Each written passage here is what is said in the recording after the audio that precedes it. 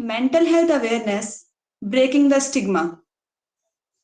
मेरा ये टॉपिक लेने का मोटिव है कि आज के टाइम पे हम देखते हैं कि बहुत सारी मेंटली समस्याएं हमें देखने को मिलती हैं। हमारी सोसाइटी में सभी लोग जहां पर एक साथ रहते हैं, वहां पर एक नई समस्या सभी के सामने उभर कर आई है, जिसे हम मेंटल हेल्थ का नाम देते हैं।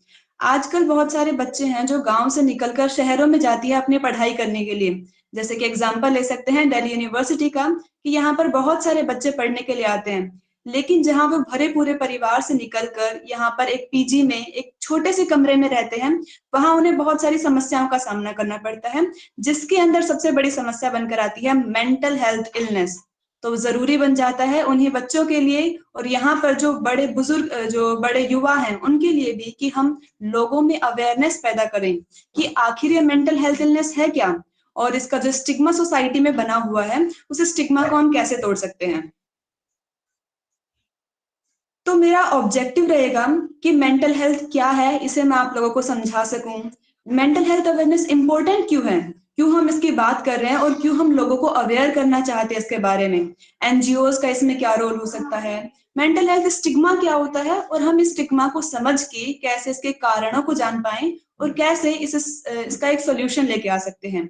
और जो हमारे इंस्टीट्यूशंस हैं, वो कैसे एक बड़ा इंपॉर्टेंट रोल प्ले कर सकते हैं इस स्टिग्मा को खत्म करने में, और इसके बेनिफिट क्या हो सकते हैं, इन सब के बारे में आज हम बात करेंगे। अब हम देखते हैं कि जैसे हमारे लिए फिजिकल हेल्थ बहुत इंपॉर्टेंट है, वैसे हमारे लिए मेंटल हेल्थ भी बहुत इंपॉर्टेंट हो जाती है। वर्ल्ड हेल्थ ऑर्गेनाइजेशन, जिसे जो बताती है हमारी मेंटल हेल्थ, जो हमारी हेल्थ के बारे में बताती है, वो ये डिक्लेयर करती है कि अगर कोई इंसान physically as well as mentally fit है तो हम उसे एक हेल्दी पर्सन मानते हैं। तो इसी हिसाब से देखते हैं कि जब तक हम फिजिकली हेल्थ के साथ साथ मेंटल हेल्थ पर ध्यान नहीं देंगे, तब तक हम एक फिजिकली फिट व्यक्ति नहीं कहलाएंगे। इसके लिए जरूरी है कि हम जो मेंटल हेल्थ है, वो ध्यान देती है कि हम अपने स्ट्रेस को कंट्रोल करें, हमारी जो एबिलिटीज हैं उसको हम कैसे रियलाइज कर सकते हैं, हम जिस फील्ड में काम कर रहे हैं उस काम को अच्छे से समझने और उसके अंदर सीखने के लिए जरूरी है कि हम मेंटली फिट हों। ये हमें हेल्प करती है कि क्या हम सोचते हैं, क्या हम फील करते हैं और क्या हम एक्ट करते हैं, उन सब में सही तरीके से काम करें। अब मेंटल हेल्थ अवेयरनेस इंपॉर्टेंट क्यों है, इसके बारे में देखने के लिए सबसे पहले हमें डेटा चाहिए। एक डेटा है जो बताता है कि कितनी सारी मेंटल हेल्थ इलनेस हैं और कैसे ये हमारी सोसाइटी को इफेक्ट कर रही है, जिसके अंदर सबसे पहले आता है एंजाइटी डिसऑर्डर। अगर हम एक डेटा ले जिसके अंदर 20 संख्याएं हम ले रहे हैं, तो एंजाइटी डिसऑर्डर सबसे ज्यादा प्रभावित करने वाला है, जो कि 19.1% तक लोगों को प्रभावित कर रहा है। दूसरा आता है मेजर डिप्रेशन, जो कि 8.3% है। पोस्ट ट्रोमैटिक स्ट्रेस डिसऑर्डर, जो कि 3.6% है। बाइपोलर डिसऑर्डर 2.8% है। Border line personality disorder 1.4%, eating disorder 1.2% और ऑब्सेसिव कंपल्सिव डिसऑर्डर जो कि 1.2% है। अब इसके हिसाब से क्या देखा जाता है कि जो एंजाइटी डिसऑर्डर है वो हमारी सोसाइटी को सबसे ज्यादा नुकसान पहुंचा रहा है, यानी कि जो लोग है सबसे ज्यादा इससे प्रभावित हो रहे हैं। अब हम अब हमारे पास आता है कि चलो हमने बात तो कर ली कि हमारे पास इतने प्रकार के डिसऑर्डर्स हैं, लेकिन ये डिसऑर्डर कैसे रीजन्स को प्रभावित कर रहे हैं, ज्योग्राफिकल एरिया की हम बात करते हैं, तो उसके अंदर भी यही आता है कि सबसे ज्यादा एंजाइटी डिसऑर्डर लोगों को प्रभावित कर रहा है, उसके बाद डिप्रेसिव डिसऑर्डर। अब ये कैसे आता है, नॉर्थ अमेरिका जैसे हम एक डेवलप्ड नेशन के रूप में मानते हैं, नॉर्थ अमेरिका एक ऐसा कॉन्टिनेंट है जहां पर सबसे ज्यादा लोग मेंटल हेल्थ डिसऑर्डर से ग्रसित हैं। उसके बाद में अगर हम देखें तो लैटिन अमेरिका और कैरेबियन द्वीप आता है, फिर यूरोप और सेंट्रल एशिया, उसके बाद आता है middle east and north America, फिर सब सहारन अफ्रीका, फिर साउथ एशिया एंड लास्ट में आता है ईस्ट एशिया पैसिफिक। यानी कि सबसे ज्यादा प्रभावित होने वाला देश कौन सा है, नॉर्थ अमेरिका, जिसे हम सबसे ज्यादा डेवलप्ड कंट्री मानते हैं, जो पूरे माना जाता है कि पूरे वर्ल्ड में एक इम्पोर्टेंट रोल प्ले कर रहा है। तो इसके बाद आता है कि चलो हमने बात कर लिया कि पूरे रीजन में कैसे कैसे जो मेंटल हेल्थ इलनेस है वो कैसे प्रभावित कर रही है। अब एक डेटा बताती हूँ कि 19% एडल्ट पॉपुलेशन, 46% टीनेजर, 13% चिल्ड्रन हर साल मेंटल इलनेस से प्रभावित हो रहे हैं। ये किस किस चीजों से प्रभावित हो रहे हैं? कहीं हम देख सकते हैं एंजाइटी है, स्ट्रेस है, ट्रोमा है, और ऐसी बहुत सारी चीजें हैं जिनसे आज के लोग प्रभावित है, जिसमें युवा भी आते हैं, चिल्ड्रन भी आते हैं, और थोड़ी उनसे बड़ी एज एडल्ट वाले भी मान सकते हैं, वो भी आते हैं। अब इनमें कौन कौन लोग आ सकते हैं? जो लोग हमारी फैमिली में हैं वो भी इसके शिकार हो सकते हैं, हमारे फ्रेंड सर्कल वाले लोग हो सकते हैं, या फिर हमारे पड़ोसी हो सकते हैं, या फिर जो हमारे टीचर वगैरह हो सकते हैं वो भी इसके शिकार हो सकते हैं। अब एक 2024 की एक डेटा आता है जो बताता है कि 12 million Indian rupees indirectly mental health illness पर खर्च किए गए हैं। उसी के साथ हम डायरेक्टली बात करें तो 9 बिलियन रुपीस सिर्फ मेंटल हेल्थ पर खर्च किए गए हैं। और इसी के साथ वर्ल्ड हेल्थ ऑर्गेनाइजेशन बताती है कि 2024 में वर्ल्ड वाइड 8 में से एक व्यक्ति ऐसा है जो कि मेंटल हेल्थ डिसऑर्डर से प्रभावित था। और ग्लोबल बर्डन ऑफ डिजीज की स्टडी बताती है कि 2017 में 197.3 मिलियन लोग, यानी कि 14.6% इंडियन जो है मेंटल हेल्थ डिसऑर्डर से प्रभावित थे। और इसी के अंदर अगर हम सुसाइड की बात करें तो 1 लाख में से 11.6 लोग ऐसे हैं जो मेंटल हेल्थ डिसऑर्डर की वजह से सुसाइड कर रहे हैं। यानी कि पूरा हम देखते हैं कि कितने ज्यादा लोग इससे प्रभावित हैं, चाहे हम इंडियंस की बात करें, अमेरिकन की बात करें, या फिर एशियन लोगों की किसी की भी बात करें, तो वो क्या कर रहे हैं, इतने ज्यादा मेंटल हेल्थ डिसऑर्डर से प्रभावित है। तो एक जरूरी बन जाता है हमारे लिए कि इस टॉपिक पर बात की जाए, लोगों को अवेयर किया जाए कि actually this is the problem of our society and we need a solution of it. तो इसी के लिए हम मेंटल हेल्थ अवेयरनेस के बारे में बात कर रहे हैं, लोगों को अवेयर कर रहे हैं। अब हमने बात तो सुनी है कि कोटा में बहुत ज्यादा सुसाइड होते हैं, पता नहीं लाखों की संख्या में हमने कोटा में सुसाइड की बात सुनी है कि हर साल कितने ही लोग सुसाइड कर लेते हैं। इसके पीछे कारण क्या है? इसके पीछे यही तो कारण है कि लोग एंजाइटी, जो वहां पर बच्चे पढ़ने जा रहे हैं उन्हें एंजाइटी होती है, डिप्रेशन होता है, वो सहन नहीं कर पाते चीजें जो उनके साथ हो रहा है, एक्चुअली में वो उसे कंट्रोल ही नहीं कर पाते कि मैं इसे कैसे बाहर निकल सकता हूँ या निकल सकती हूँ, वो नहीं समझ पाते हैं। और उनके पेरेंट्स उन्हें क्या कहते हैं कि there is no going back, यानी कि तुम यहाँ पर पढ़ने तो जा रहे हो, लेकिन तुम वापस आओगे तो तुम्हारे पास एक अपॉर्चुनिटी होनी चाहिए, एक जॉब होनी चाहिए, या कोई ऐसी अपॉर्चुनिटी होनी चाहिए जिससे तुम अपना करियर बना सकते हो।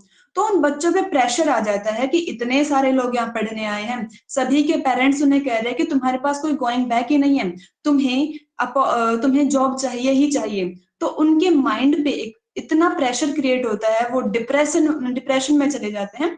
इसी वजह से बहुत सारे सुसाइड के केस देखे जाते हैं। अब आते हैं अब हम बताते हैं साइकेट्रिस्ट डॉक्टर नीना विजयवर्गीय। वो कहती हैं कि जो लोग कोटा में सुसाइड करते हैं, उन लोगों के जब पेरेंट्स से हम बात करते हैं तो वो कहते हैं कि एक्टिंग कर रहा होगा या फिर एक्टिंग कर रही होगी ताकि हमें पढ़ना ना पड़ सके। तो इस वजह से वो लोग अपने पेरेंट्स को बातें भी नहीं बता पाते कि अगर मैं अपने पेरेंट्स को बताऊंगा या बताऊंगी कि मुझे ये परेशानी हो रही है, मैं एंजाइटी में हूँ, मैं पढ़ नहीं पा रही हूँ, मैं रात को 3-3 बजे तक सो नहीं पा रही हूँ, तो वो कहेंगे कि एक्टिंग कर रहा होगा ताकि पढ़ना ना पड़ सके। तो ये सारी समस्याएं जो हमारी सोसाइटी में है, इनके सोल्यूशन की हमें जरूरत है। इसीलिए हम बात करते हैं मेंटल हेल्थ अवेयरनेस की कि ये हमें चाहिए। अब है कि 10 अक्टूबर को वर्ल्ड मेंटल हेल्थ डे मनाया जाता है इसकी अवेयरनेस के लिए, ताकि लोगों को अवेयर किया जा सके कि actually this is the problem. और सभी लोग अगर इसके बारे में अवेयर होंगे तो उन्हें पता चल सकेगा कि हम इसका सोल्यूशन कैसे निकाल सकें। अब आता है नेशनल लाइब्रेरी ऑफ मेडिसिन की एक रिसर्च बताती है कि कितने मेल्स और कितने फीमेल्स इन डिसऑर्डर से प्रभावित है और कितने एज ग्रुप के लोग प्रभावित हैं। तो इसके अंदर अगर हम मोटा मोटा लेकर चलें तो 47 एज ग्रुप के जो मेल हैं वो स्किजोफ्रेनिया से प्रभावित है। स्किजोफ्रेनिया भी एक प्रकार की मेंटल हेल्थ डिसऑर्डर है जो कि ये डिफाइन करती है कि हम इमेजिनेशन और जो रियलिटी है उसमें क्लैरिफाई नहीं कर पा रहे हैं। तो ये एक प्रकार की डिसऑर्डर है जिससे 47 एज ग्रुप के बहुत सारे मेल प्रभावित हैं, और ये रिसर्च के हिसाब से बताया गया है। इसके बाद हम देखते हैं कि डिप्रेसिव डिसऑर्डर से 69 एज की जो महिलाएं हैं वो बहुत ज्यादा प्रभावित हो रही है। डिल्यूजनल डिसऑर्डर से 62 एज ग्रुप की जो महिलाएं हैं वो बहुत ज्यादा प्रभावित हो रही है। और इसके बाद अनेकों अनेक इतनी सारी डिसऑर्डर्स है जिनका शायद हमने नाम सुना भी नहीं होगा। ऐसी ऐसी डिसऑर्डर्स लोगों को प्रभावित कर रही है और उनकी लाइफ में नेगेटिव इम्पैक्ट डाल रही है। तो बहुत जरूरी हो जाता है कि हम इन चीजों को समझें, सीखें, और जो लोग इनसे परेशान हो रहे हैं, जो इन समस्याओं का सामना कर रहे हैं, उनके लिए एक बड़ा स्टेप उठा सके ताकि वो लोग इससे बाहर निकल पाए। अब तक हमने बात कर ली कि हमें यूथ के लिए मेंटल हेल्थ अवेयरनेस चाहिए, लेकिन इसके साथ साथ हमें चिल्ड्रंस का भी तो ध्यान रखना होगा, क्योंकि वो भी तो हैं जो इन सब समस्याओं से जूझ रहे हैं। इसी के साथ हम एक रिपोर्ट की बात करते हैं जो बताती है कि 10 में से एक बच्चा, एक चिल्ड्रन मेंटल हेल्थ इश्यू से एक ना एक बार तो ग्रसित हुआ है। उसी के बाद देखा जाता है कि 20,000 बच्चे ऐसे हैं जिन्होंने चाइल्ड हेल्पलाइन, जो चाइल्ड हेल्पलाइन नंबर है, उस पर कांटेक्ट किया है। क्यों किया है? क्योंकि उनके दिमाग में सुसाइडल थॉट्स आते हैं। यानी कि ऐसे बच्चे जो लगभग 15-16 साल के हैं, उनके दिमाग में ऐसे थॉट्स क्यों आ रहे हैं? इसके पीछे एक कारण है कि उनके ऊपर ऐसा प्रेशर बना हुआ है, और ये प्रेशर किसी भी प्रकार का हो सकता है। बहुत सारे बच्चे ऐसे हो सकते हैं जिनकी पेरेंट्स नहीं रहे हो इस दुनिया में, या फिर वो किसी ट्रोमा में हो, या फिर उनके ऊपर जो एजुकेशनल फोर्स ज्यादा हो, एजुकेशनल प्रेशर उनके ऊपर हो, या फिर उन्हें बुली किया गया हो। ऐसे अनेकों कारण हो सकते हैं जिसकी वजह से वो बच्चा चाइल्ड हेल्पलाइन पे कॉल कर रहा है कि मुझे सुसाइडल थॉट्स आ रहे हैं और सुसाइड करनी है। और ऐसे बहुत सारे बच्चे हैं जो कि इस डिसऑर्डर से प्रभावित है। तो यहाँ पर ये भी जरूरी हो जाता है कि हम उन लोगों को अवेयर करें, उन्हें बताएं कि अगर ऐसी कोई प्रॉब्लम हमारे सामने आती है तो suicide is not the ultimate solution. इसके लिए एक सोल्यूशन और भी हो सकता है कि हम बैठ के बात भी कर सकते हैं, और अनेकों सोल्यूशन हो सकते हैं। तो यहाँ पर जरूरी हो जाता है हमारे लिए मेंटल हेल्थ अवेयरनेस। अब आता है कि चलो हमने बात कर ली इन सब चीजों की, अवेयरनेस की हमने बात कर ली है। एनजीओ क्या रोल प्ले कर सकते हैं? एनजीओ की बात करते हैं तो ये चाइल्ड मेंटल हेल्थ के लिए बहुत बड़ा इनिशिएटिव लेकर आते हैं, जिसके अंदर ये ट्रीटमेंट को आगे बढ़ाते हैं कि अगर कोई व्यक्ति से ग्रसित है तो हमें उसे ट्रीटमेंट देनी चाहिए, रिहैबिलिटेशन करवाते हैं कि चलो अगर ये किसी पर्टिकुलर प्लेस पर इन्हें ये चीजें देखने को मिल रही है, तो इन्हें हम थोड़ा कहीं दूर भेज देते हैं, कहीं खुले क्षेत्र में भेज देते हैं जहां पर थोड़ा घूम फिर सके, इनकी मेंटल हेल्थ ठीक हो सके। कम्युनिटी केयर ये चलाते हैं, रिसर्च वगैरह करते हैं, ट्रेनिंग प्रोग्राम, कैपेसिटी बिल्डिंग और अनेकों अनेक ऐसे कार्य करते हैं जिससे कि जो मेंटल हेल्थ से ग्रसित लोग हैं उनको एक फायदा पहुंचाया जा सके। अब the Alzheimer and related disorder society of India एक एनजीओ है जो कि कोचिन से शुरू हुई थी और आज भारत के अनेकों क्षेत्र में काम कर रही है। ये एक बहुत पुरानी एनजीओ है जो कि लोगों को मेंटल हेल्थ डिसऑर्डर से बाहर निकालने में एक इम्पोर्टेंट रोल प्ले कर रही है। अब हम देखते हैं कि बहुत सारी ओल्डेस्ट मेंटल हेल्थ एनजीओज हैं, वो क्या करती हैं कि चाइल्ड मेंटल हेल्थ के बारे में बहुत सारे काम करती हैं। अब स्टिग्मा क्या होता है? स्टिग्मा क्या होता है? जेरोम अडम्स जो former US general surgeon general है, वो बताते हैं stigma is the biggest killer out there. Stigma kills more people than cigarettes, than heroin, than any other risk factor, because it keeps people in the shadow, it keeps people from asking for help, it keeps good people from being willing to offer help। यानी कि जहां तक हम देखते हैं कि चलो हमने मेंटल हेल्थ अवेयरनेस के बारे में बात तो कर ली, लेकिन एक स्टिग्मा ऐसी चीज है जो इंसान को नीचे गिराने में बहुत बड़ा रोल प्ले करता है। चाहे सिगरेट और जो हीरोइन और ऐसे अनेक ड्रग्स वगैरह की हम बात करते हैं, उनसे ज्यादा साइड इफेक्ट इसे स्टिग्मा डालता है। ये स्टिग्मा इंसान को इतना कमजोर कर देता है कि वो अपने मन में ही शेम फील करता है और सेल्फ एस्टीम नहीं कर पाता है वो। और जो व्यक्ति है वो अपने अंदर ही कमजोर हो जाता है, जिससे वो दूसरों से बात भी नहीं कर पाता है और अपनी जो प्रॉब्लम है वो शेयर भी नहीं कर पाता है। अगर कोई व्यक्ति थेरेपी कराने चला जाता है या किसी साइकेट्रिस्ट के पास चला जाता है, तो लोग उसे ऐसी नजर से देखते हैं कि ये तो दिमागी रूप से अनस्टेबल है, मेंटली अनस्टेबल है, ये बहुत ही वीक है। तो इन सबको देखते हुए हम कह सकते हैं कि जो स्टिग्मा सोसाइटी में क्रिएट होता है, वो स्टिग्मा इंसान को कमजोर करता है। पहली चीज मेंटल इलनेस ने तो उसे कमजोर कर ही रखा है, दूसरा स्टिग्मा है जो उसे और भी ज्यादा कमजोर करने का काम करता है। अब स्टिग्मा होता क्या है इसकी तो हमने बात कर ली। अब यहाँ पर आता है 3 टाइप के स्टिग्मा। पहला आता है सोशल स्टिग्मा। अभी हमने देखा कि जो सोसाइटी है वो इंसान को नीचे गिराने का काम कर रही है, क्योंकि जब तक वो मेंटल इलनेस से परेशान है, सोसाइटी भी उसको परेशान कर रही है। मान लो कि मैं मेंटल इलनेस से परेशान हूँ, मुझे एंजाइटी हो रही है, स्ट्रेस हो रहा है, और मैं लोगों से खुलकर बात नहीं कर पा रही हूँ। तो यहाँ पर सोसाइटी में क्या बनेगा कि जो हमारे पड़ोसी है या फिर जो मेरे फ्रेंड्स है वो मेरे पास आने से कतराएंगे। क्यों? क्योंकि वो मानेंगे कि मैं मेंटली रूप से अनस्टेबल हूँ और मैं उन लोगों से सही तरीके से बिहेव नहीं कर पाऊंगी, मैं जो टॉपिक है उस पर सही डिसीजन नहीं ले पाऊंगी। ये सब सोच के जो सोसाइटी है वो मुझसे दूर रहने का काम करेगी और मुझसे ऐसे बिहेव करेगी जैसे कि पता नहीं मैंने कुछ गलत कर दिया हो। तो ये सोशल स्टिग्मा होता है जो उस इंसान को सबसे दूर कर देता है, और वहां पर क्रिएट होता है कि पहले से हम परेशान हैं, उसमें और परेशानी होती है, जिसकी वजह से बहुत सारे अलग अलग परेशानियां निकल कर आती हैं। दूसरा आता है सेल्फ स्टिग्मा। मान लो मैं मुझे स्ट्रेस हो रहा है, एंजाइटी हो रही है, लेकिन मैं अपने परिवार वालों को नहीं बता रही हूँ, मैं अपनी फैमिली को नहीं बता रही, मैं अपने दोस्तों को नहीं बता रही, और जितने भी लोग मेरे साथ रह रहे मैं उन्हें नहीं बता रही। क्यों?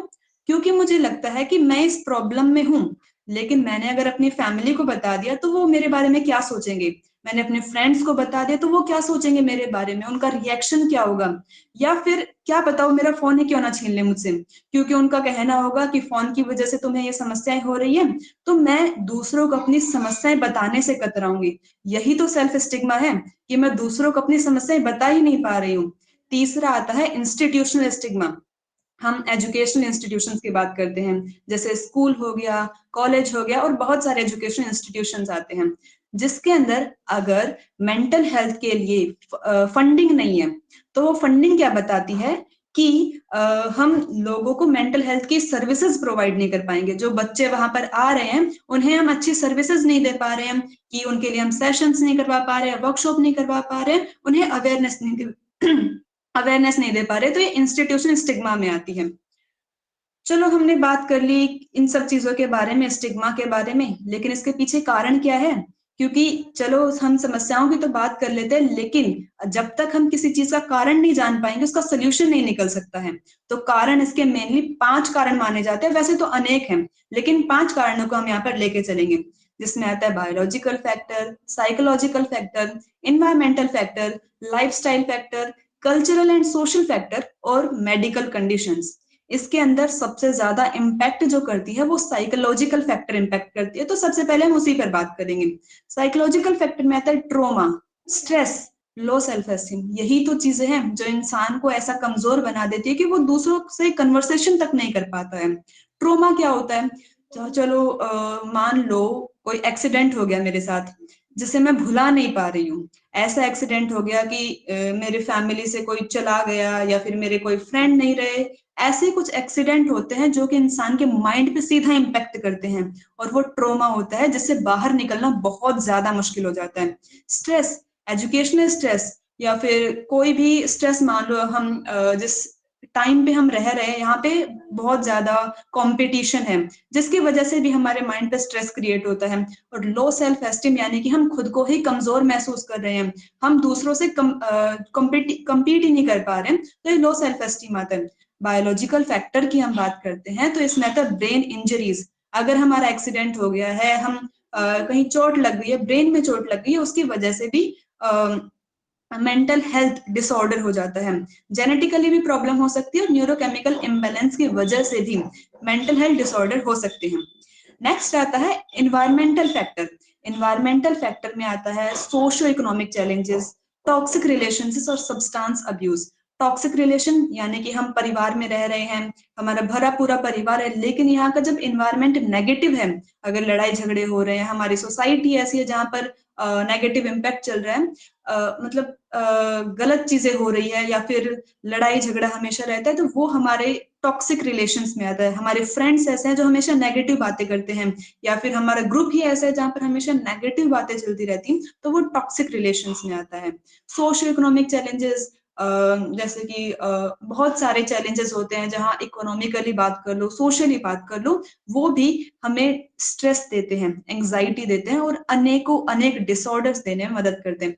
लाइफस्टाइल फैक्टर, लाइफस्टाइल हमारे जो मेंटल हेल्थ है उसे बनाने में बहुत बड़ा रोल प्ले करती है। कैसे?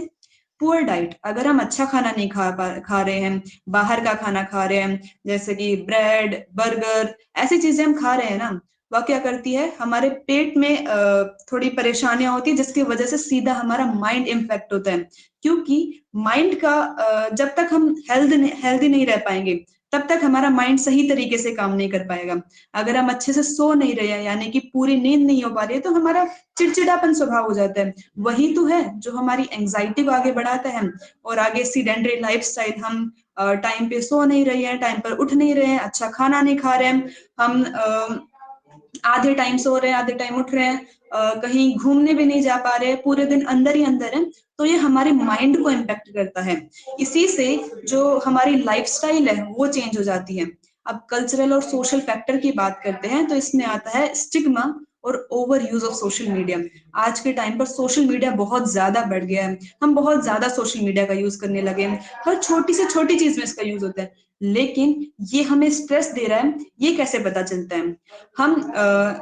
हम इंस्टाग्राम चलाते हैं, उसके अंदर रील्स, चलो हमने स्टार्ट कर दी देखना, उसके अंदर क्या पता चलता है कि जो लोग वहां पर हैं वो बहुत खुशी से अपना जीवन यापन कर रहे हैं, वो अच्छा खाना खा रहे हैं, अच्छे कपड़े पहन रहे हैं, अच्छी जगह पर घूम रहे हैं। उन्हें देखकर हमें क्या लगता है कि हम तो सारे दिन एक ही जगह पर बैठे रहते, कहीं घूमने नहीं जा पाते, हम अच्छा खाना नहीं खा पाते, हम अच्छे कपड़े नहीं पहन पाते। उन्हें देखकर हमें स्ट्रेस होता है कि इनकी लाइफ इतनी अच्छी है और हमारी लाइफ ऐसी है, तो वो इम्बैलेंस होने की वजह से स्ट्रेस क्रिएट होता है, और जो कि आज के टाइम पे एक बहुत बड़ा रीजन भी बन चुका है, क्योंकि आज के युवा बहुत ज्यादा रील्स वगैरह देख रहे हैं, बहुत ज्यादा इंस्टाग्राम का यूज कर रहे हैं, तो ये उनके माइंड पे नेगेटिव इम्पैक्ट डाल रहे हैं। स्टिग्मा जो अभी हमने बात करी, सोशल स्टिग्मा हो गया, सेल्फ स्टिग्मा हो गया, इंस्टीट्यूशनल स्टिग्मा हो गया, ये भी बहुत ज्यादा हमें प्रभावित कर रहा है।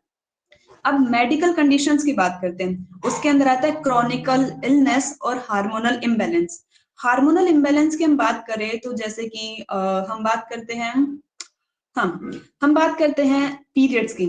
एक लड़की के हार्मोनल इम्बैलेंस होते हैं, उस टाइम पे उसका क्या होता है, हार्मोनल इम्बैलेंस होने की वजह से स्ट्रेस, थोड़ा उसका स्वभाव चेंज हो जाता है उस वक्त, क्योंकि उसके शरीर में चेंजेस बहुत ज्यादा होते हैं, या फिर हमारी जब एज बढ़ती है तो एज बढ़ने के हिसाब से भी जो शरीर में हार्मोन होते हैं उनमें चेंजेस होता है, और उसकी वजह से भी जो मेंटल हेल्थ है उस पर इम्पैक्ट पड़ता है।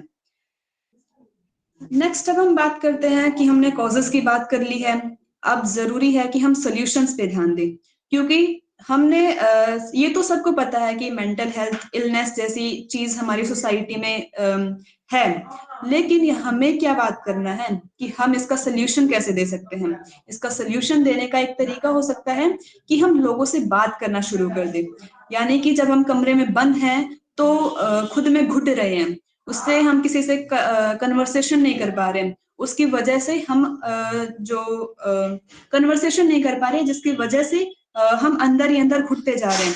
लेकिन जब हम कन्वर्सेशन करना स्टार्ट कर देते हैं, लोगों से मिलना स्टार्ट कर देते हैं, तो हम उन्हें अपनी बातें बताते हैं कि मैं ये प्रॉब्लम फेस कर रही हूँ या कर रहा हूँ, तो उन्हें भी समझ में आएगा कि हाँ, this is the problem in the she faces या ही फेसेस। तो उसके एक सोल्यूशन यही आता है कि अगर हम बात कर रहे हैं ना, तो उससे कहा जाता है कि बात करने से मन हल्का होता है, या फिर हम दूसरों से जब अपनी बातें शेयर करते हैं, अपनी फीलिंग शेयर करते हैं, तो वो बहुत कम हो जाती हैं उससे।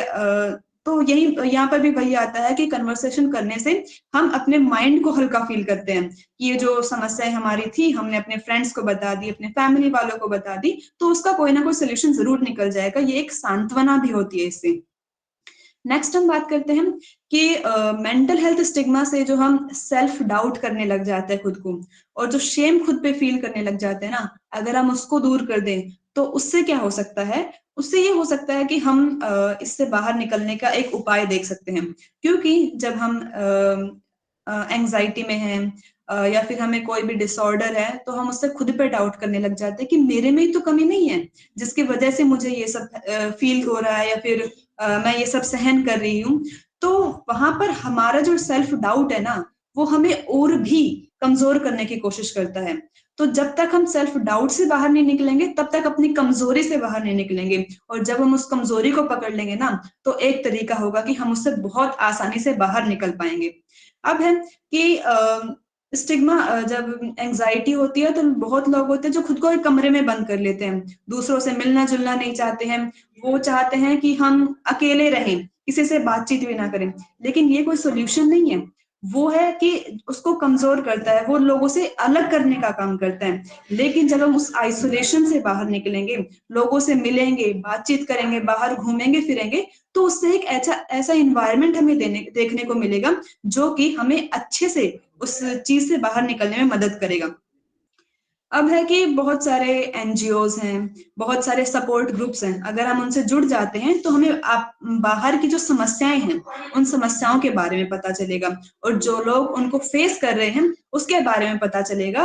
और उससे हम देख पाएंगे कि जब इतने सारे लोग इस समस्या से जूझ रहे हैं तो अकेली मैं तो नहीं हूँ जो इस समस्या से जूझ रही हूँ, तो इससे क्या पता मैं भी आसानी से बाहर निकल सकती हूँ जैसे वो लोग निकल रहे हैं। जो कुछ स्टेप्स उठा के हम इससे बाहर निकल पाते हैं, तो उन सपोर्ट ग्रुप से मिलकर हम आराम से आसानी से बाहर निकल पाएंगे। अब है कि स्पीक आउट अगेंस्ट स्टिग्मा। जो स्टिग्मा है उस स्टिग्मा के बारे में हम अपने पेरेंट्स को बताएंगे कि मैं ये समस्या को फेस कर रही हूँ, तो क्या पता वो कोई सोल्यूशन दे, क्या पता वो हमसे बात करे, जो हमारी समस्याएं हैं उनके बारे में बात करें। क्योंकि जब तक हम अगर हम बात करें कि एजुकेशनल प्रेशर की वजह से मुझे एंजाइटी हो रही है या फिर स्ट्रेस वगैरह हो रहा है, तो हम उनसे बात करके उसका एक सोल्यूशन निकाल सकते हैं ना, कि क्या पता वो हमारी हेल्प कर दे इस चीज में, या फिर हमारे फ्रेंड्स इस चीज में हेल्प कर दे। तो ये भी एक अच्छा रीजन है कि हम इससे बाहर निकल पाए और एक सोल्यूशन के रूप में इसको काम में ले सके। अब है कि हमें ऐसे लोगों से बात करनी चाहिए जिस पर हम ट्रस्ट कर सकें, क्योंकि जब हम अपने ट्रस्ट करने वाले लोगों से बात करते हैं तो बहुत खुल के बात करते हैं, कि हमारी जितने भी फीलिंग्स हैं वो फीलिंग्स भी शेयर कर सकते हैं। जैसे कि अगर हम मम्मी से बात कर रहे हैं तो मम्मी से हम ऐसे बात कर सकते हैं ना, कि बहुत खुल के बात कर रहे हैं, मम्मी मुझे ये प्रॉब्लम है, इसका कैसे सोल्यूशन हो सकता है। तो जब हम खुल के बात करेंगे ना तो उसका एक अच्छा सोल्यूशन निकल कर आएगा। अब है कि अच्छा खाना खाना, अभी भी हमने बात करी थी लेकिन और अभी भी करेंगे, कि अच्छा खाना एक इंसान को बहुत ज्यादा इम्पैक्ट करता है। जब तक हम हेल्दी डाइट नहीं लेंगे तब तक हम इन सब चीजों से बाहर नहीं निकल पाएंगे, क्योंकि बैलेंस डाइट, एक्सरसाइज, स्लीप हमारी बहुत लाइफ में बहुत बड़ा रोल प्ले करता है। क्योंकि अच्छी नींद लेने से, मेडिटेशन करने से, योगा करने से, बैलेंस डाइट से हम एक अच्छा जीवन मतलब इन सब चीजों से बाहर निकल सकते हैं। अब है कि इंस्टीट्यूशन कैसे रोल प्ले करते हैं। इंस्टीट्यूशन हमारे आते हैं जो जैसे कि एजुकेशन इंस्टीट्यूशन में कॉलेज आ गए, स्कूल आ गए, ये एक सपोर्टिव और इंक्लूसिव एनवायरनमेंट बना सकते हैं। जो हेल्थ एजुकेशन है उसे अपने करिकुलम में ऐड कर सकते हैं, और ट्रेनिंग फैकल्टी और स्टाफ वगैरह ला सकते हैं, सेशंस ला सकते हैं, वर्कशॉप करा सकते हैं। तो इन सब से हमारी जो इंस्टीट्यूशन है वो इस प्रॉब्लम से बाहर निकलने में हेल्प कर सकते हैं। अब हम बात करते हैं कि दिल्ली यूनिवर्सिटी में हम पढ़ रहे हैं, तो दिल्ली यूनिवर्सिटी का क्या इनिशिएटिव है कि वो मेंटल हेल्थ को लेकर क्या कर रही है। तो मनस्थ काउंसलिंग एंड साइकोलॉजिकल सर्विस एक department of psychology university of Delhi द्वारा लागू की गई है, जो जिसका ऑब्जेक्टिव है कि जितने भी स्टाफ है, फैकल्टी है, स्टूडेंट्स हैं, वो कैसे इन सब समस्याओं से बाहर निकल सकते हैं। जो डिपार्टमेंट ऑफ साइकोलॉजी है वो कम्युनिटी अवेयरनेस और प्रिवेंशन प्रोग्राम्स लेकर आता है, जिससे हम अवेयर हो सके इन सब चीजों के बारे में, और अगर हमें कोई प्रॉब्लम है तो हम इनसे कांटेक्ट भी कर सकते हैं। इसी के साथ मैं ARST कॉलेज में पढ़ती हूँ, तो उसकी एक सोसाइटी का नाम लेना तो बनता है जो कि मेंटल हेल्थ अवेयरनेस के बारे में बात करती है। Hope healthy outreach for psychological empowerment एक mental health and wellness society है, जो कि मेंटल हेल्थ के बारे में बात करती है, जो बात करती है कि जितने भी लोग यहाँ पर रह रहे हैं अगर वो हमसे जुड़ते हैं तो उन्हें हम एक ऐसा ऑप्शन प्रोवाइड करेंगे, ऐसी अपॉर्चुनिटी प्रोवाइड करेंगे जिससे कि वो स्ट्रेस मैनेजमेंट कर सके, माइंडफुलनेस कर सके, इमोशनल रेजिलियंस वगैरह कर सके, और जिस प्रॉब्लम से वो गुजर रहे हैं उसका सोल्यूशन ढूंढ सके और बाकी लोगों को भी मदद कर सके। अगर हम इसके बेनिफिट्स की बात करते हैं तो बेनिफिट्स में आता है कि एक इंडिविजुअल है या फिर उसकी एजुकेशन इंडिविजुअल है, उसको मेंटल हेल्थ अवेयरनेस से बहुत फायदा होता है। साथ ही एजुकेशन इंस्टीट्यूशंस को और पूरी सोसाइटी को भी इससे फायदा होगा, क्योंकि अगर एक व्यक्ति फिट होगा, मेंटली और फिजिकली फिट होगा, तो वो सभी चीजों में कंट्रीब्यूट करेगा जिससे कि डेवलपमेंट होगी, और इससे इमोशनल रेजिलियंस बढ़ेगी, enhance self esteem and confidence, उस इंसान का और उसके साथ रहने वाले लोगों का कॉन्फिडेंस भी बढ़ेगा। इससे सोशल कनेक्शन अच्छे होंगे और हमारी जो एकेडमिक परफॉर्मेंस है उसके अंदर भी इम्प्रूवमेंट होगी। अब हम कंक्लूजन की बात करते हैं। तो मेंटल हेल्थ अवेयरनेस हमारे लिए बहुत ज्यादा जरूरी बन जाते हैं जब हम इस टाइम में रह रहे हैं जहाँ पर एकेडमिक प्रेशर बच्चों पर बहुत ज्यादा होता है, जब इस कंपटीशन के जमाने में हम रह रहे हैं ना, तो इसके लिए मेंटल हेल्थ अवेयरनेस बहुत ज्यादा जरूरी है। क्योंकि आज के टाइम पर बहुत सारे लोग हैं जो इससे ग्रसित हैं, जिन्हें बहुत सारी समस्याओं का सामना करना पड़ रहा है। तो हमारे लिए सबसे जरूरी है कि हम मेंटल हेल्थ अवेयरनेस को बढ़ावा दें। इसी के साथ अपनी वाणी को विराम देना चाहूंगी। धन्यवाद। Thank you so much Ratna, आपका presentation was really very good. हम जो देखते हैं लाइक मेंटल हेल्थ के बारे में there are a lot of people बातें करते हैं और बहुत ये स्टेटमेंट कॉमन हो गया है कि बात करो and it's like nothing, it might be like बहुत ही एक वेग स्टेटमेंट्स पास ऑन होते हैं, but what we need to focus on is the thing that you reflected is which is कि क्या क्या इसमें सॉल्यूशंस हैं एंड कौन कौन से फैक्टर्स हैं जो इन्फ्लुएंस करते हैं एंड ऑल्सो कौन से इनिशिएटिव्स हैं जिनमें हम पार्टिसिपेट कर सकते हैं to be a part of a more inclusive society. So considering that हम आपसे अब कुछ क्वेश्चंस की ओर हम बढ़ेंगे and we have a few questions, but because of the paucity of time हम आपसे सारे क्वेश्चंस नहीं पूछ पाएंगे, but I just go through the chat box and the first question is being asked by doctor Aakriti. Mental health illness और कोई भी mental health से रिलेटेड कोई condition, they are two different things. जैसे some people are they are suffering with schizophrenia और are between mental health illness and the mental health condition. So आप इन दोनों को कैसे differentiate करती हैं? So what is your outlook about these two different things? Ma'am आपकी voice थोड़ी clear नहीं थी तो समझ नहीं आ रहा। ओके, सो मैं क्या क्वेश्चन रिपीट करूं एक बार? If you sorry for the echo, I think is it fine now, Ratna? मैं एक बार क्वेश्चन रिपीट करूं if you want. All right, so sorry for the network issue. So Dr. Akriti is asking कि there are two different things that happen. एक तो है mental health illness and the other thing is the mental conditions जो होती हैं. So these two are very different things. कुछ लोगों में diseases होंगी and some people are suffering with some mental health issues. So how do you relate or how do you differentiate between these two different things? आपके क्या views हैं इस पे? देखिए मेंटल हेल्थ इलनेस तो है जो बहुत सारे रीजंस की वजह से आ रही है, जैसे कि हमने कॉजेज में बात करी थी कि एक इन्वायरमेंटल फैक्टर हो सकता है, बायोलॉजिकल फैक्टर हो सकता है और बहुत सारे ऐसे फैक्टर हो सकते हैं जिसकी वजह से हमें मेंटल हेल्थ इलनेस देखने को मिलती है। लेकिन जब मेंटल कंडीशन की बात करते हैं ना, तो उसके पीछे मेडिकल कंडीशन आता है। मेडिकल कंडीशन में क्या क्या आएगा, जैसे कि किसी को ब्रेन इंजरी हो गई है, उसकी वजह से उस इंसान को मेंटल हेल्थ इलनेस फेस कर, मेंटल हेल्थ डिसऑर्डर हो रहा है। यानी कि अगर हमें हमारे दिमाग में चोट लग जाती है तो उसकी वजह से हमारा जो दिमाग है वो सही तरीके से काम नहीं कर पाता है और बहुत सारी जो इल्यूजन्स वगैरह होने लग जाते हैं या फिर वो सही तरीके से किसी चीज को सोच नहीं पाते हैं या फिर जो इमेजिनेशन है और जो रियलिटी है उसके अंदर डिफरेंस नहीं क्रिएट कर पाते हैं। तो जो डिफरेंस क्रिएट नहीं कर पा रहे हैं उसे हम स्क्रेजोफ्रेनिया कहते हैं और यही तो है जिसे हम मेंटल हेल्थ डिसऑर्डर कहते हैं। तो यहाँ पर ये रिलेशन बन जाता है कि बायोलॉजिकल फैक्टर जिसे मेडिकल कंडीशन हम कहते हैं उसे हम मेंटल हेल्थ इलनेस से किस तरीके से जोड़ सकते हैं। May be I'm able to. That was a very well answered कि biological जो conditions होंगी they might end up with some mental health issues that a person might suffer. The other question is being asked by Mr. Shailendra and वो पूछ रहे हैं कि जो media है और मनोरंजन है कि मानसिक स्वास्थ्य के बारे में धारणाओं को आकार देने में क्या प्रभाव डालते हैं? So media and entertainment, how do they shape the perception? Yes. Okay. Media और एंटरटेनमेंट का हम बात कर सकते हैं कि जैसे बहुत सारे शोज आते हैं जो एंटरटेनमेंट के लिए आते हैं, जैसे कि मैं बताना चाहूंगी, अगर हम नाम ले सकते हैं एक शो का तो उसके अंदर आता है कपिल शर्मा शो, जिसे हम कह सकते हैं वो एंटरटेनमेंट के लिए बना है। उसे अगर हम थोड़ी देर देख रहे हैं तो उससे एंटरटेनमेंट थोड़ी देर हो सकती है, जिससे कि अगर हम स्ट्रेस में हैं या फिर परेशान हो रहे हैं तो उससे थोड़ा सा बाहर निकल सकते हैं।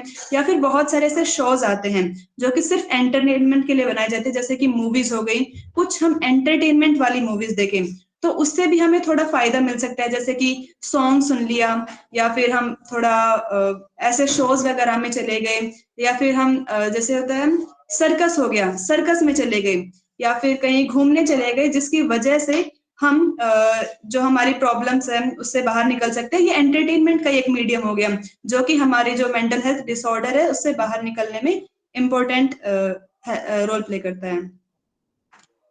डेफिनेटली रत्ना, सो हमारे अराउंड जो एंटरटेनमेंट सोर्सेज हैं या मीडिया सोर्सेज हैं, they definitely affect our mental health both positively and negatively in their own ways. We'll take one last question by Mr. Manthan, and it's a very important question, and I think हम सभी लोग इस question के बारे में answer जानना चाहेंगे कि जो mental health support है, how do you think हम इसको ज़्यादा accessible और affordable बना सकते हैं? Because आजकल it has been too expensive. Not everyone can afford. So how can it be more accessible and affordable for the people?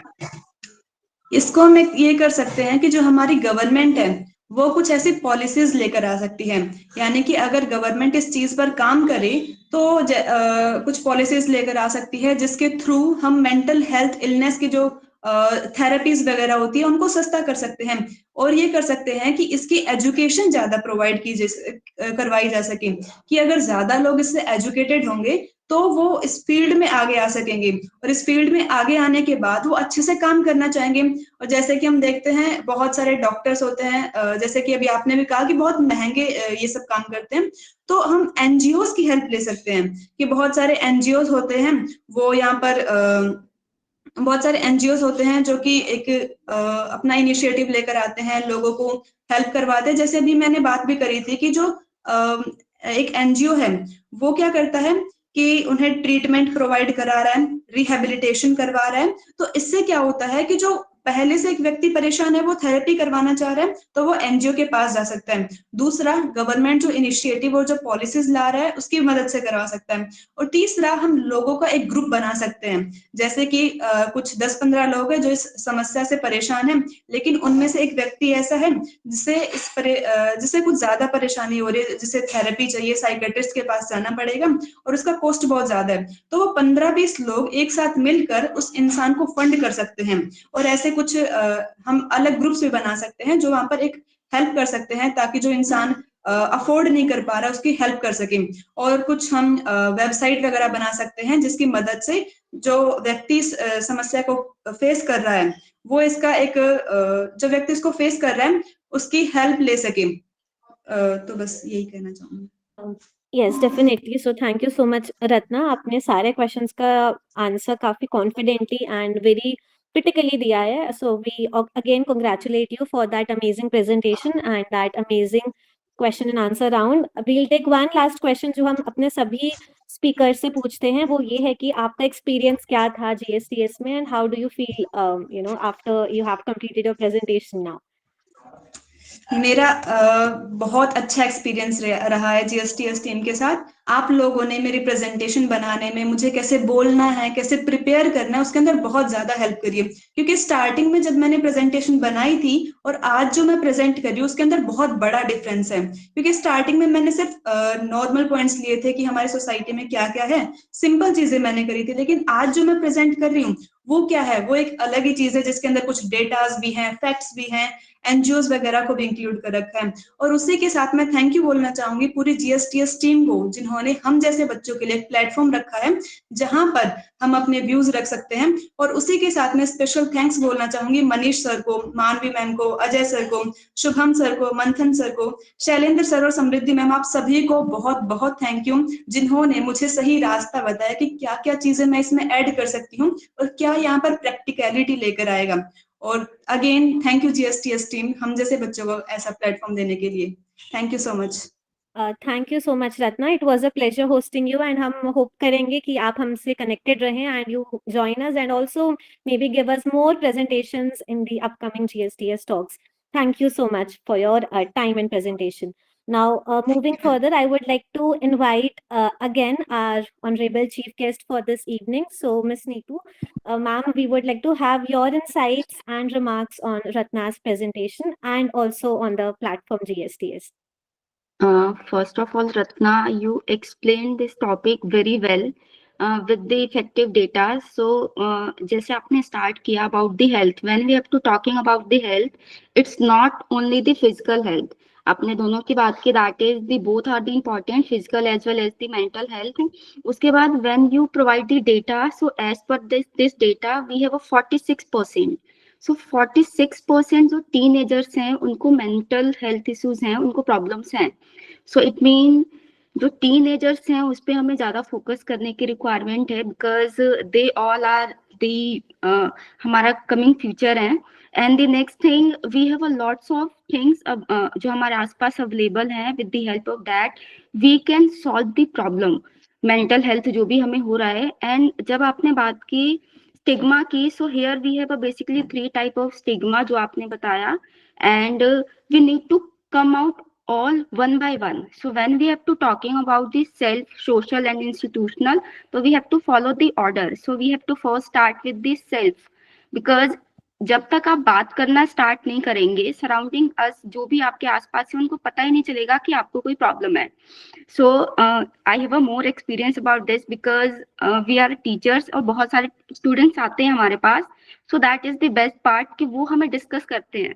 Next is this social, that means आपने ये भी बोला कि नाउ डेज जो मेन टीनेजर्स हैं, जो हमारा जो यूथ आ रहा है, सोशल है. Male social in the sense कि सोशल जो भी सोशल मीडिया जो है उसका यूज वो ज्यादा कर रहा है. सो उसका इम्पेक्ट पड़ रहा है, लाइक कि आज रील बनाई, अपलोड किया और कीप ऑन चेकिंग कि कितने लाइक्स मिले, कितने क्या मिले, फिर मुझे कम लाइक्स इस पोस्ट पे क्यों मिला as compare to previous one. ये सारी चीजें हैं, ये भी एक रीजन है. एंड इंस्टीट्यूशनल स्टिग्मा जो है, it will be a one more thing. So nowadays as you told, you are in the ARST college और वहां पे भी ऑलरेडी एक सोसाइटी है for this mental health, and already university ने भी एक स्टार्ट किया है. And after that you have talking about most of the solution regarding this, because when we have to follow the balanced diet, जब आप balance diet follow करते हो तो ऑब्वियस है वो हेल्प करता है आपका. एंड एक्सरसाइज, स्पेशली योगा हो गया आपका. आज का हमारा क्या है, हमारा पूरा रूटीन ही चेंज है. बट इन दैट केस अगर हम प्रॉपर अपना रूटीन फॉलो करते हैं, टाइम पे उठना, योगा करना एंड उसके बाद बाकी सारी चीजें, तो ये बहुत हेल्प करता है. एंड द लास्ट पार्ट, अगर आपको मेंटली अगर आपको हेल्दी रहना है, so you have to be happy in all the situation. अगर आप खुश हो, हैप्पी हो, तो कोई भी प्रॉब्लम आए, कोई भी चीजें आए, इजिली आप उसको क्या कर सकते हो, सॉल्व कर सकते हो. And the all the best, and the all the best as well for your future. And जो आपने एक्सप्लेन किया topic with the effective data, congratulations. And the last thank you so much GSTS and the Manish sir for inviting me here. Thank you all. Thank you. Thank you so much, ma'am, for your insights on Ratna's presentation. And even we also enjoyed your presence, and we are like very thankful to you for sharing your valuable time with us on a Sunday evening. So with that, moving further, it's now time to So we all know that there are certain human knowledge systems that have been rooted in anthropocentrism, which has placed humans at the center of the universe and viewed nature as a collection of resources to be exploited. However, this has caused devastating environmental consequences like climate change, biodiversity loss, and ecological degradation. So, considering this topic, which is shifting knowledge paradigm from anthropocentrism to ecological for a sustainable future, I would now like to invite our upcoming speaker, Mr. Vinay, to share his objectives of the presentation that he'll be making on next Sunday. So, Mr. Vinay, it's over to you.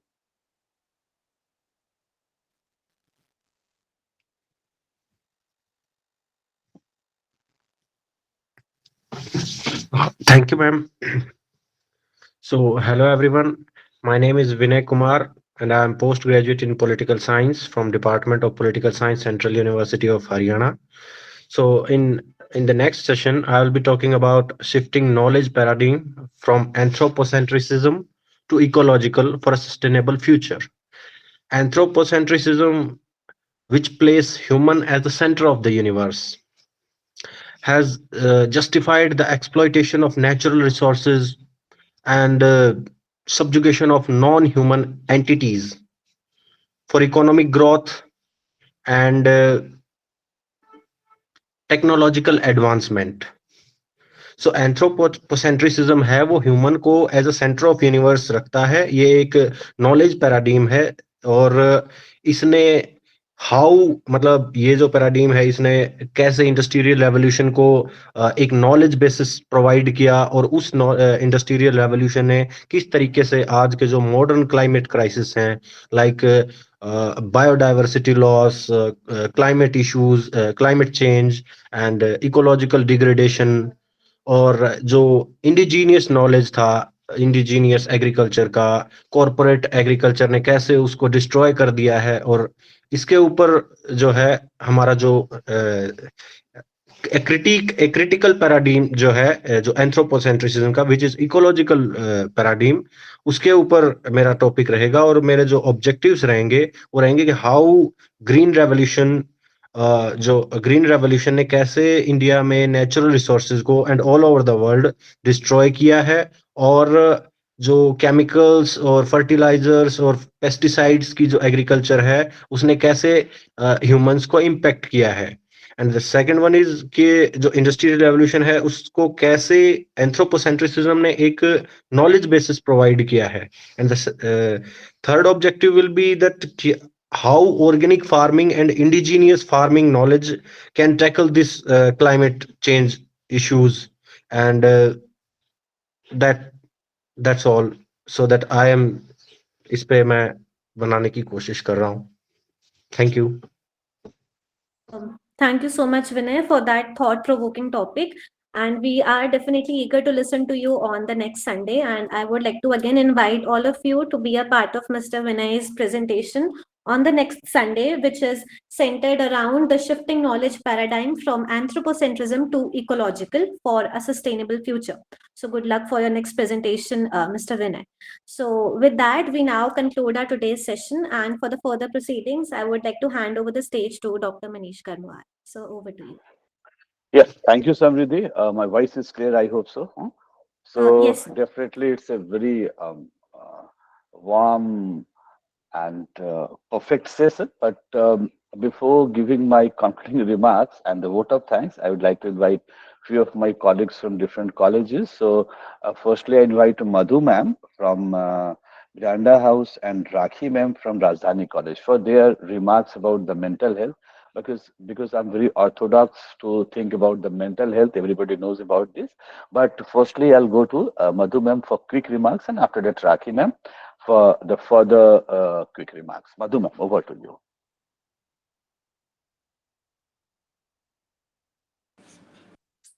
Hello, am I audible? Yeah, audible.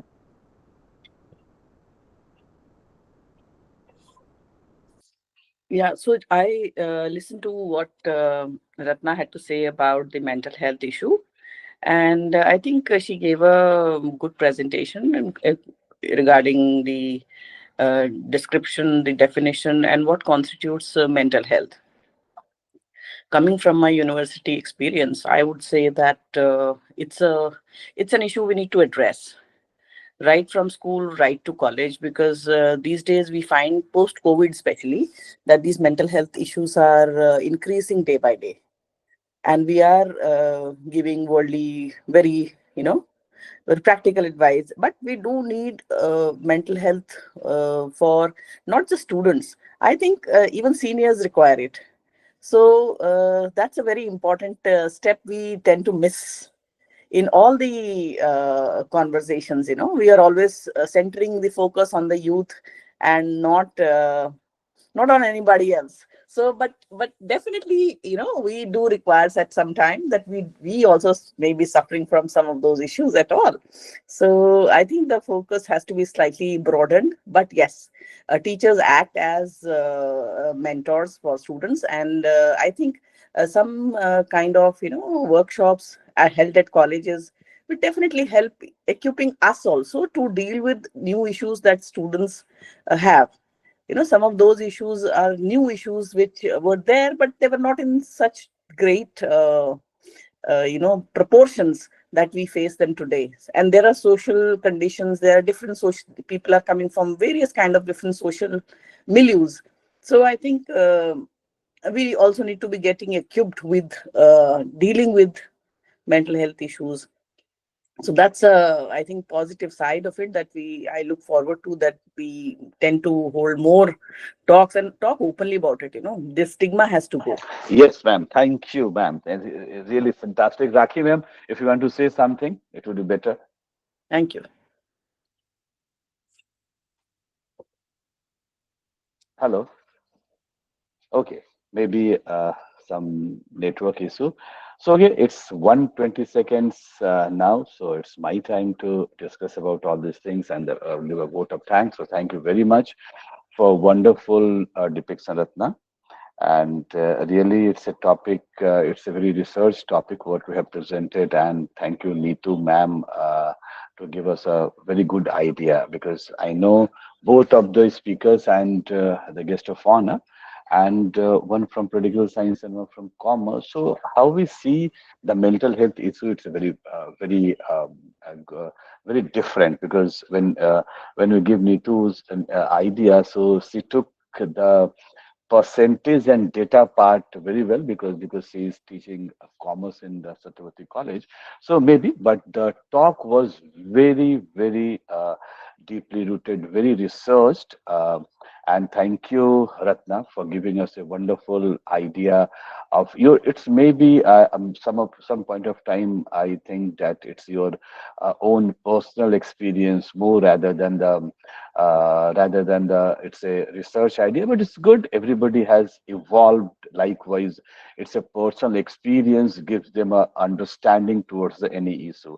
So thank you, Ratna, for coming this platform and giving us a wonderful opportunity to listen to you. And thank you, Neetu ma'am, for giving us some time, 5 to 6. It was a very like Sunday, 5 to 6, and the very important thing, when I wanted to invite anyone for the guest of honor, so mental health. So I was just thinking, whom should I speak to come to the guest of honor? So this is another a very challenge for me. So the stigma part of that. Uh, that is speakers, it was very hard, very touching. Most of the thing is a stigma. We are thinking the stigma, though I'm not the fond about the mental health and mental illness, it is a problem. But mental health in India, I don't think I know it's a very orthodox. I don't think so. This is a very big problem, because we are in the field of teaching. I'm talking about the universities and the schools. We are abundant of students in front of me. So in front of everyone, if you feel sad, go and talk to a kid younger than you, older than you. So you find a calmness, coolness, and I'm doing this each and every day in my whole life. So the most important thing is a conversation method. When you feel sad, go out and conversation. And now this platform is open for everyone to talk. So mental health, I don't think so. For a teacher, as a student, is a big problem. Open up about your problems to your teacher, to your peers, and you'll find the solution. Because if you go to the Vedas also, you find the solution. So all these things, I'm not very profound on the Vedas and ideas, but I do know about the past practice also. So a play, Chaucer, so many play like sports was there. people involved in those sports. So sports and the conversation, these two things, that gives you a wonderful interaction about the atmosphere, about the. Thank you very much, all my graduate, my postgraduate, my MPhil, and my PhD students, and those who are just joined the department, because this is the Samdal College Evening Initiative, and I'm only the founder and the advisor of this platform. But thank you very much. We'll meet again. A very profound speaker, and he is a fourth speaker from the same university.